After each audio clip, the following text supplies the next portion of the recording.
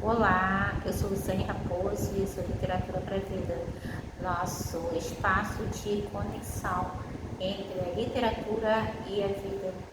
Hoje eu queria conversar sobre amizades literárias. De modo geral, nós temos a ideia de que a amizade é algo linear, assim como muitas vezes na historiografia clássica nós acreditamos que a história é algo linear. Mas no dia a dia a gente percebe que as coisas não são exatamente assim. Quando nos tornamos adultos, percebemos que algumas amizades prosseguem pela vida inteira e outras são cíclicas. Algumas de tempos em tempos se tornam mais próximas ou mais distantes. Algumas surgem quando menos imaginamos e outras concluem a sua fase nas nossas vidas. Assim é com a literatura. Muitas vezes nós acreditamos que jamais leremos determinado autor, muitas vezes acreditamos que não somos capazes de lidar com determinadas obras, que não temos bagagem, que não temos inteligência suficiente para isso. É muito comum receber mensagens e comentários de pessoas dizendo: mas eu não tenho talento para isso, eu não tenho jeito para isso.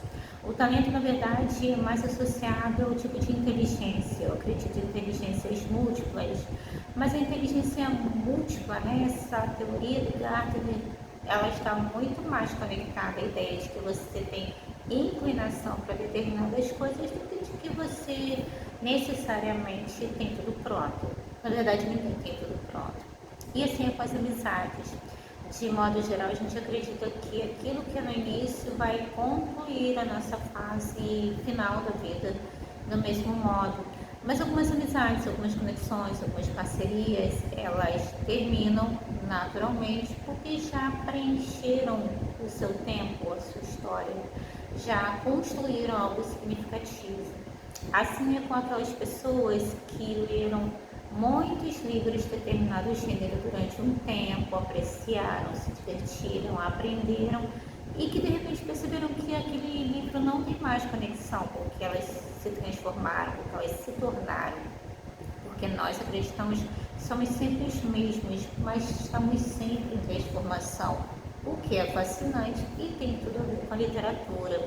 Então, muitas vezes as pessoas passam longos anos lendo a Yale, lendo a Infanto Juvenil, lendo quadrinhos ou lendo só clássicos, e de repente a pessoa descobre que pode sim se aventurar em outros momentos, outras circunstâncias, em outras áreas.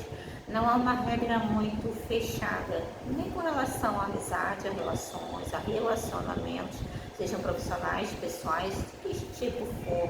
A vida é muito dinâmica, ela não é exatamente cíclica, mas ela é dinâmica. E isso muitas vezes nós aplicamos também na literatura. Então, antes de você olhar para aquele livro e dizer: não tenho jeito para ler aquilo, não entendo nada, não consigo absorver, é preciso perceber se você não está numa fase diferente ou se você não precisa construir repertório. Como professora, muitas vezes, tanto de crianças quanto de adultos, eu sempre recordo a eles que a ambientação mental é fundamental. A ambientação mental é muito associada à construção do hábito. Alguns hábitos são tão arraigados nas nossas vidas que, com o passar do tempo, a gente faz aquilo automaticamente. O gasto de energia mental, emocional, mesmo físico, para fazer determinadas tarefas que nós já realizamos há anos é infinitamente menor quando nós já estamos disciplinados, já temos aquela rotina, aquele hábito. Lembrando que a palavra rotina nos dias de hoje tem opostos extremos. Algumas pessoas apregoam que a rotina é algo indispensável, que deve ser toda encaixada. Como aquela história, né? Fazer yoga, comer abacate, fazer exercícios, caminhar, meditar. Quando a pessoa acorda às 6 horas da manhã e às 7 precisa estar no trabalho, adaptar a própria vida é essencial. E existem aquelas pessoas que têm ojeriza a rotina, porque o importante é o imprevisto. E aí não realizam nada na sua vida, porque não dá para fazer nada de forma consistente se você não tiver uma espécie de rotina, se não construir o seu cotidiano de forma significativa. Com relação às amizades literárias, é justamente isso. Amizade literária é quando você tem, não crush, que é um termo mais usado para um personagem literário que a gente identifica como se fosse uma paixão, mas é principalmente no sentido de alguém com quem nós gostaríamos de conviver. Sabe aquela pergunta que nos fazem, se você pudesse passar 5 minutos, meia hora, uma hora com alguém que você acha fantástico, acha super bacana, acha que é muito interessante, quem seria? Então, muitas vezes nós não associamos isso com a literatura, mas com quem nós queremos passar tempo, com os nossos amigos. Então, os amigos literários são aqueles autores de quem a gente gosta muito, não só porque eles têm talento, mas porque nós nos identificamos, seja com a maneira como eles escrevem, a maneira como eles expõem as ideias, a maneira como eles despertam ideias interessantes para nós, como eles nos fazem ter conexões melhores. Eu, de modo geral, tenho diversos autores que considero como amigos literários e com quem eu adoraria sentar e conversar. No comecinho do ano, todo mundo sabe, já espalhei para todo mundo que Crônicas Escolhidas eram dos livros de 2024, que eu terminei em 2024, cancelei em 2023. Machado é um amigo de mais de 30 anos na minha vida, porque eu comecei a ler Machado ainda no iníciozinho da adolescência. Então, é uma amizade profunda. Se eu pudesse sentar e conversar com Machado de Assis, certamente ia gostar muito, principalmente porque eu descobri que ele tem o mesmo tipo de senso de humor, o mesmo tipo de conexão mental e de raciocínio que eu tenho. Quem é meu amigo pessoal sabe disso. Depois eu gostaria de lembrar do Dickens. Esse aqui também é um livro para 2024, mas Dickens é aquele autor que vai nos envolvendo, que vai tecendo, que vai construindo e que nos leva a refletir sobre a alma humana. Uma das coisas que mais me fascina na literatura é justamente a capacidade de refletirmos sobre a alma humana, sobre o ser humano, sobre os seus erros e seus acertos. Os clássicos têm muito a ver com isso, porque embora eles às vezes tenham sido escritos há séculos atrás, do que trata um clássico, um romance clássico, um livro muito bem construído que trata de seres humanos, é basicamente a alma humana, o que ela é, o que ela não é, aquilo que ela é capaz de existir, que ela é capaz de construir, seus pontos melhores e seus pontos piores. E isso é fascinante.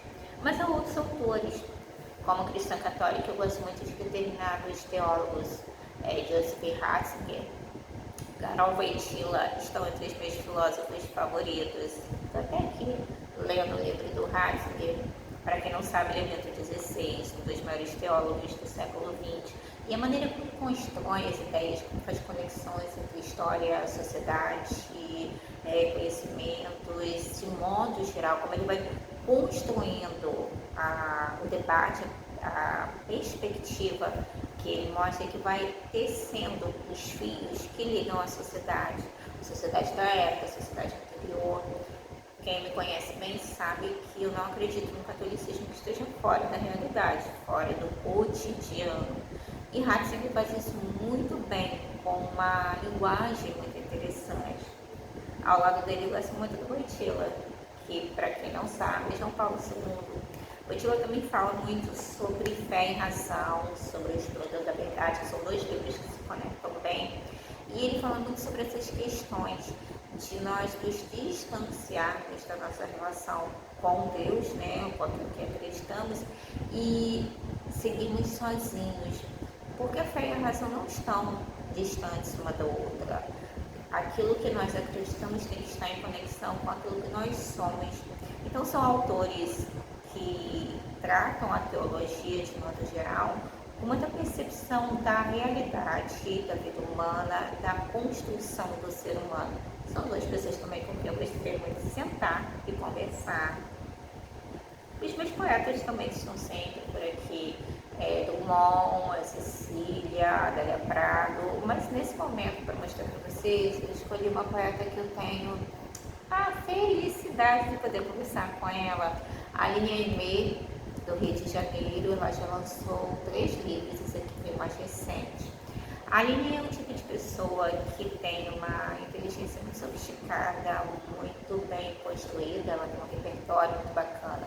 Então, é uma amiga literária com quem eu tenho o privilégio de conversar.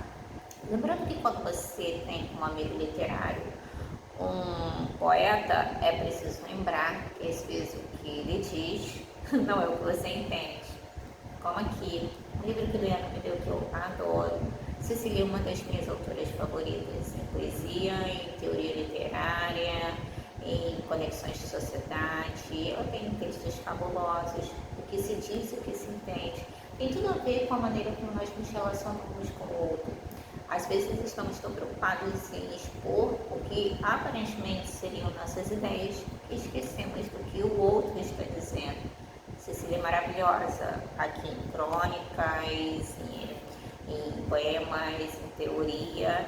Cecília Meirelles é certamente alguém com quem eu gostaria de conversar. Com relação à teoria ligada ao ato de ler, a Teresa Collum é outra pessoa com quem eu gostaria muito de conversar. E por fim, para mostrar para vocês mais um exemplo, Jane Austen. Lembrando que atualmente é uma espécie de hype em que todo mundo quer saber detalhes da vida pessoal de Jane Austen. Eu tenho uma biografia um tempo atrás, que é esse aqui da Tatiana Feltrinha, não tem nada de biografia. Mas o que eu quero dizer é o seguinte, Jane Austen é muito reconhecida por Orgulho e Preconceito, que é um romance muito redondinho, muito bonito, muito interessante, que faz críticas à sociedade da época, sim. Mas Persuasion se tornou meu favorito depois de reler num projeto que terminou acho que no início de 2022. Porque Persuasion trata justamente da maneira como nós vamos amadurecendo, da maneira como às vezes somos influenciados por determinadas amizades, determinados conselhos, como às vezes nos apressamos para influenciar as pessoas. De modo geral, um amigo literário é alguém com quem você pode sentar, ouvir, falar, se conectar. Mas, acima de tudo, alguém com quem você constrói um repertório para a sua vida. E um repertório que toda conexão com a sabedoria com que nós vamos construindo nossas vidas. Lembrando que nada é linear as nossas relações. Algumas sempre, algumas às vezes, algumas de tempos em tempos.